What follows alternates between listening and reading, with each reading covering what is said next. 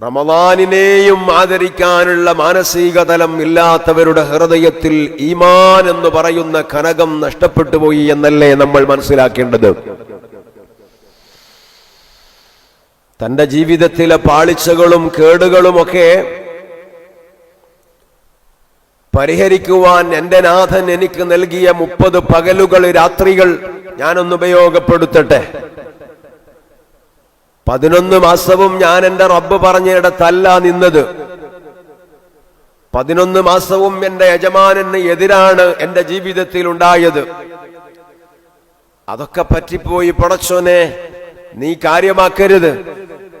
അതൊന്നും രേഖകളിൽ അടയാളപ്പെടുത്തി നാളെ നിന്റെ അരികിലേക്ക് വരുന്ന സമയത്ത് കോടിക്കണക്കിന് വരുന്ന ജനസഞ്ചയത്തിന്റെ മുൻപിൽ വെച്ച് നീ എന്നെ മാനം കെടുത്തരുത് പടച്ചോനെ. അതൊന്നും എന്നോടുള്ള ധിക്കാരം കൊണ്ട് ചെയ്തതല്ല. സാഹചര്യം അങ്ങനെയൊക്കെയല്ലേ പടച്ചോനെ. പിന്നെ ഹവൻ നഫ്സ് കൂടെയില്ലേ, പിശാച്ചാണെങ്കിൽ പറയേണ്ടതും ഇല്ല. ഇതിന്റെയൊക്കെ സമ്മർദ്ദം കൊണ്ട് പറ്റിപ്പോയതാണ് അതൊക്കെയും, അല്ലാതെ എന്നെ ധിക്കരിച്ചിട്ടൊന്നുമല്ല ആ 11 മാസത്തെ പാപങ്ങൾ ഞാൻ എന്നിൽ സംഭവിച്ചു പോയത്. ഖേദമുണ്ട് എനിക്ക്. നീ അത് പൊറുക്കണം, നീ അത് മാപ്പാക്കണം. നിന്റെ കോടതിയിൽ അതിന്റെ പേരിൽ നീ എന്നെ കയറ്റരുത് എന്ന് റബ്ബിനോട് പറയാൻ 1 മാസം ആ റബ്ബ് തന്നെ നമുക്ക് അനുവദിച്ചു തന്നപ്പോ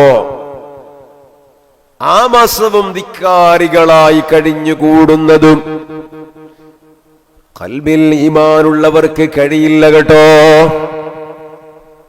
ഖൽബിൽ ഈമാനുള്ള ആളുകൾക്ക് അതിന് കഴിയില്ല. പടച്ച റബ്ബ് അത്തരക്കാരില്ലെന്ന് നമ്മെ കാത്തുരക്ഷിക്കട്ടെ.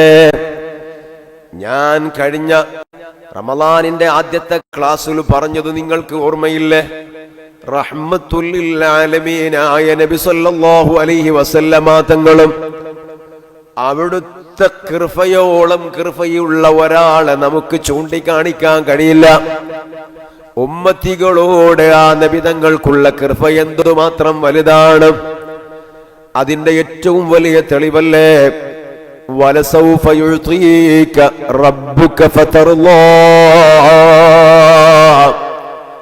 നബിയേ, അവിടുത്തെ രക്ഷിതാവ് ധാരാളമായി അവിടുത്തേക്ക് നൽകുക തന്നെ ചെയ്യും.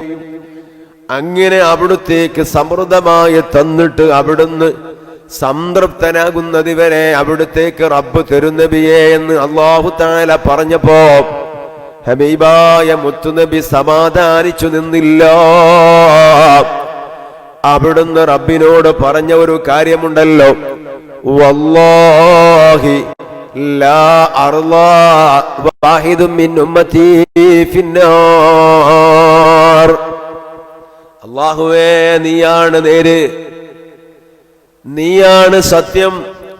എന്റെ ഉമ്മത്തികളിൽപ്പെട്ട ഒരാള് നരകത്തിലുണ്ടോ, ഞാൻ സംതൃപ്തനാകൂല കേട്ടോ എന്നു പറഞ്ഞ ഹബീബായ നബി തങ്ങള്. എത്രയാണ് അവിടുത്തെ ഒരു സ്നേഹം, എത്രയാണ് ഉമ്മത്തികളോട് അവിടുത്തേക്കുള്ള ഒരു പരിഗണനയും കൃപയും.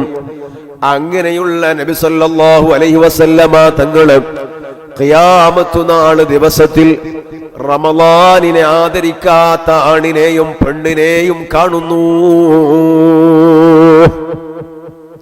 റമളാൻ മാസത്തിൽ അവർ തലമറച്ചിട്ടില്ല. റമളാൻ മാസത്തിലും അതിന്റെ അളമത്ത് ഉൾക്കൊള്ളാതെ വീട്ടിൽ നിന്ന് പുറത്തിറങ്ങി തെണ്ടിത്തിരിഞ്ഞവരാണവർ.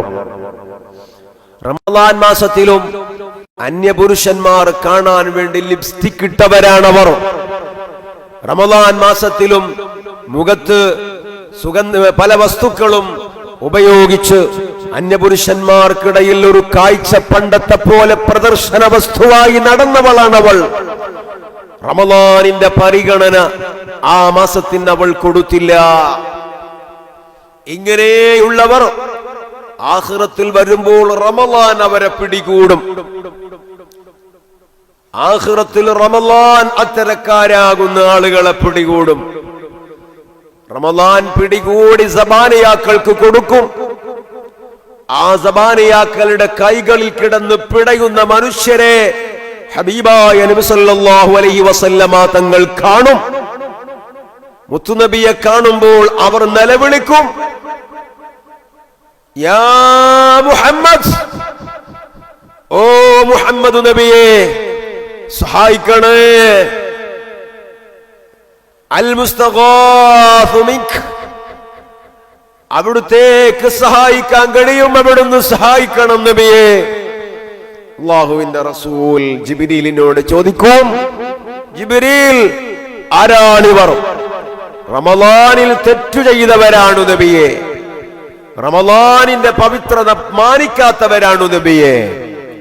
അള്ളാന്റെ റസൂൽ ഒഴിയും ഇല്ല, റമളാനിനെ പരിഗണിക്കാത്ത, ആ റമളാനിൽ തെറ്റു ചെയ്ത, മറ്റു മാസങ്ങളെ പോലെ തന്നെ ആ മാസത്തെ കണ്ട് അതിനൊരു ബഹുമതിയും കൊടുക്കാതെ അതിന്റെ പവിത്രതയെ വലിച്ചു കീറിയ ഇത്തരക്കാരാകുന്ന ആളുകളിൽ നിന്ന് ഞാൻ ഒഴിയുകയാണ്.